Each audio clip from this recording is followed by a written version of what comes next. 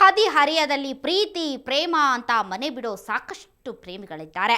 ಅಪ್ಪ ಅಮ್ಮನ ವಿರೋಧಿಸಿ ಮದುವೆ ಮಾಡಿಕೊಂಡು ಸಂಸಾರ ಹೂಡಿರೋರಿಗೂ ಕಡಿಮೆ ಇಲ್ಲ. ಆದರೆ ಅವರಲ್ಲಿ ಯಶಸ್ವಿಯಾಗಿ ನೆಮ್ಮದಿಯಿಂದ ಬದುಕಿರೋರ ಸಂಖ್ಯೆ ಮಾತ್ರ ತುಂಬ ಕಡಿಮೆ ಇದೆ. ಈ ಅವಿನಾಶ್ ಸಾಂಘವಿ ಜೋಡಿ ಖುಷಿಯಾಗಿ ಬದುಕೋದಕ್ಕೆ ಸಾಧ್ಯವೇ ಇರಲಿಲ್ವಾ? ಈ ಅವಿನಾಶ್ ಮತ್ತು ಸಾಂಘವಿ ಇಬ್ರು ಸ್ಥಿತಿವಂತರ ಮನೆಯವರೇ. ಆದರೂ ಮದುವೆಗೆ ಏನೋ ಅಡ್ಡಿಯಾಗಿದೆ. ಹುಡುಗ PUC ಫೇಲು, ಅವನು ನಮ್ಮ ಮಗಳನ್ನೇನು ಚೆನ್ನಾಗಿ ನೋಡ್ಕೋತಾನೆ ಅನ್ನೋದಿದ್ರೂ ಇರಬಹುದು. ಒಟ್ನಲ್ಲಿ ಪರಸ್ಪರ ಮನೆಯವರೊಪ್ಪಿ ಮದುವೆ ಮಾಡಿಬಿಡೋ ಮನಸ್ಸು ಮಾಡಿಲ್ಲ. ಇವರಿಬ್ರು ಮನೆ ಬಿಡೋ ತನಕ ಇವರ ಪ್ರೀತಿಯ ವಿಷಯ ಅವಿನಾಶ್ ತಂದೆ ಸುರೇಶ್ ಅವರಿಗೆ ಗೊತ್ತೇ ಇರಲಿಲ್ವಂತೆ. ಸಂಘವಿ ಅಂತ ನಮ್ಮನೆ ಪಕ್ಕದ ರಸ್ತೆಯಲ್ಲೇ ಇರೋವಂಥ ಹುಡುಗಿ ಅದು. ಇವನು ಫ್ರೆಂಡ್ ಮಾಡಿಕೊಂಡು ಹೀಗೆ ಫ್ರೆಂಡ್ಶಿಪ್ಪಲ್ಲೇ ಹಿಂಗೆ ಇದ್ಕೊಂಡು ಮತ್ತೇನೋ ಲವ್ ಆಗಿ ಇವ್ರು ಹೋಗ್ಬಿಟ್ಟಿದ್ದಾರಂತ ನನಗೆ ಗೊತ್ತಾಗಿದ್ದು ಒಂದು 3 days ಆದಮೇಲೆ. ಇವನು ದೇವಸ್ಥಾನಕ್ಕೆ ಹೋಗಿದ್ದಾನಂತ ನಾವು ತಿಳ್ಕೊಂಡಿದ್ವಿ. ಆದಮೇಲೆ ಗೊತ್ತಾಯಿತು ಈ ಥರ ಸಂಘವಿ ಅನ್ನೋ ಹುಡುಗಿ ಜೊತೆಲಿ ಹೋಗಿದ್ದಾನಂತ. ಅದಾದಮೇಲೆ ಹೋಗಿ ಮತ್ತೆ ತಿರ್ಗಾ ಆಮೇಲೆ ನನಗೆ ಸ್ಟೇಷನ್ಗೆ ಬರೋಕ್ಕೆ ಹೇಳಿದ್ರು. ಈ ಥರ ಸಂಘವಿ ಅನ್ನೋ ಹುಡುಗಿ ನಿಮ್ಮ ಹುಡುಗನ ಜೊತೆಲಿ ಹೋಗಿದ್ದಾಳೆ ಅಂತ ನನಗೆ ಸ್ಟೇಷನಿಂದ ಹೇಳಿ ಕಳಿಸಿದ್ಮೇಲೆ ಬಂದು ನಾನು ಸ್ಟೇಷನಲ್ಲಿ ಹೌದು ಸರ್ ನಾನು ದೇವಸ್ಥಾನಕ್ಕೆ ಏನೋ ಹೋಗ್ತೀನಿ ಅಂತ ಹೇಳಿ ಹೋಗಿದ್ದಾನೆ ಮತ್ತು ಬೇರೆ ಎಲ್ಲ ನನಗೆ ಗೊತ್ತಿಲ್ಲ ಅಂತ ಅಂದಾಗ ಅವರು ಅವಾಗ ಇಲ್ಲ ಈ ಥರ ಸಂಘವಿ ಅನ್ನೋ ಹುಡುಗಿ ನಮ್ಮ ಹುಡುಗ ಹಿಂಗೆ ಹೋಗ್ಬಿಟ್ಟಿದ್ದಾರೆ, ಇವರೆಲ್ಲ ಸಿಕ್ಕಿದ್ರೆ ಕರ್ಕೊಂಬನ್ನಿ, ಇವ್ರನ್ನ ಸ್ಟೇಷನ್ ಕರ್ಕೊಂಬಂದು ಪ್ರೊಡ್ಯೂಸ್ ಮಾಡಬೇಕು ಅಂತ ಕೇಳಿದ್ರು.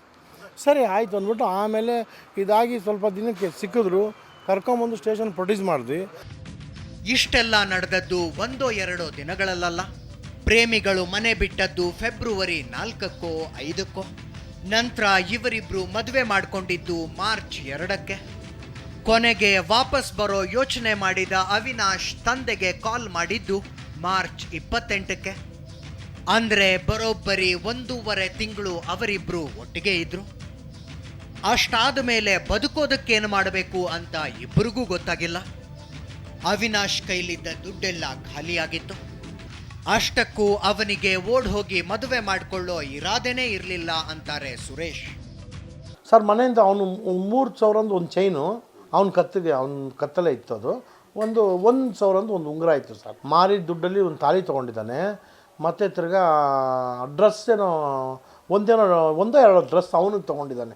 ಹುಡುಗಿ ಡ್ರೆಸ್ ತಂದುಬಿಟ್ಟು ಸರ್ ನಮ್ಮ ಹುಡುಗ ಒಂದೇ ಒಂದು ಮನೆಯಿಂದ ಒಂದು ಸಣ್ಣ ಖರ್ಚಿಪು ತೊಗೊಂಡೋಗಿರಲ್ಲ. ಹೊರಗಡೆ ಹೋದವನಿಗೆ ಅವನಿಗೆ ಫೋನ್ ಮಾಡಿ ನೀನು ಅರ್ಜೆಂಟಾಗಿ ಬರಲಿಲ್ಲ ಅಂದ್ರೆ ನಾನು ಸತ್ತೋಗ್ತೀನಿ, ನೀನು ಬರಲೇಬೇಕು ಇವಾಗ ಅಂತ ಫೋರ್ಸ್ ಮಾಡಿ ಅವನ್ನ ಕರ್ಕೊಂಡು ಆಲ್ರೆಡಿ ಡ್ರೆಸ್ ಸಮೇತ ಬಂದು ಎಲ್ಲೋ ನಿಂತ್ಕೊಂಡು ನಿಂತ್ಕೊಂಡು ಇವನ್ನ ಕರ್ಸ್ಕೊಂಡಿರೋದು ಸರ್. ಆ ಹುಡುಗಿನೇ ಫೋರ್ಸ್ ಮಾಡಿ ಕರ್ಕೊಂಡು ಹೋಗಿತ್ತೋ ಇಲ್ವೋ, ಆದರೆ ಇಬ್ರು ಇಷ್ಟಪಟ್ಟೆ ಮದುವೆ ಮಾಡ್ಕೊಂಡಿದ್ರು ಅನ್ನೋ ಇವರ ಮಾತು ಮಾತ್ರ ನಿಜ ಏನೋ ಅನ್ಸತ್ತೆ. ಮದುವೆಯಲ್ಲಿ ತೆಗೆಸ್ಕೊಂಡ ಫೋಟೋದಲ್ಲಿ ಸಾಂಘವಿ ತುಂಬಾನೇ ಖುಷಿಯಾಗಿದ್ದಾಳೆ. ಆದರೆ ಈಗ ಅದೇ ಹುಡುಗಿ ಅದೆಲ್ಲ ಸುಳ್ಳು, ನಾನು ಅವಿನಾಶನ್ನ ಪ್ರೀತಿಸೇ ಇಲ್ಲ, ಅವನು ಮೋಸದಿಂದ ಕರ್ಕೊಂಡು ಹೋಗಿ ಮದುವೆ ಮಾಡ್ಕೊಂಡಿದ್ದಾನೆ ಅಂತ ಕೋರ್ಟಲ್ಲಿ ಹೇಳಿದಾಳೆ. ನನಗೆ ಬೇಡ ಅವನಂದಿದ್ರೆ ಬೇಡ, ಮುಗಿದೋಗಿರೋದು, ಹೋಗಮ್ಮ ನೀನೆಲ್ಲೋ ಒಂದು ಕಡೆ ಚೆನ್ನಾಗಿರೋ ಅಂತ ಹೇಳ್ಬೋದಿತ್ತು.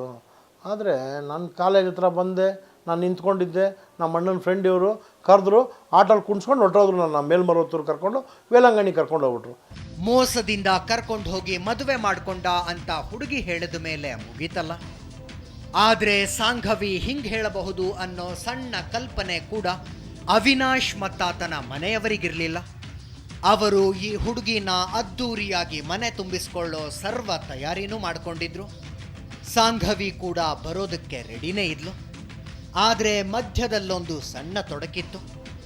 ಅದು ಪ್ರೇಮಿಗಳನ್ನ ಬೇರೆ ಮಾಡಿದ್ದಲ್ಲದೆ ಈ ಅವಿನಾಶ್ ಜೈಲಿನ ತನಕ ಹೋಗೋ ಹಂಗೆ ಮಾಡ್ತು. ಇವತ್ತು ಅವಿನಾಶ್ ಮೇಲೆ ಕಿಡ್ನ್ಯಾಪ್ ಕೇಸ್ ಹಾಕಿ ಜೈಲಿಗೆ ಕಳುಹಿಸಲಾಗಿದೆ. ಸಾಂಘವಿಗೆ ತಮಿಳುನಾಡಿನಲ್ಲಿ ಮತ್ತೊಂದು ಮದುವೆ ಮಾಡಲಾಗಿದೆ ಅಂತ ಹೇಳಲಾಗ್ತಾ ಇದೆ. ಇಷ್ಟೆಲ್ಲ ನಡೆದಿರೋದು ಒಂದೇ ಒಂದು ತಿಂಗಳಲ್ಲಿ. ಈ ಟೈಮಲ್ಲಿ ಪ್ರೇಮ ಕತೆ ಟ್ವಿಸ್ಟ್ ಆಗಿದ್ದು ಹೇಗೆ ಅನ್ನೋದನ್ನ ಒಂದು ಬ್ರೇಕ್ನ ನಂತರ ಹೇಳ್ತೀವಿ.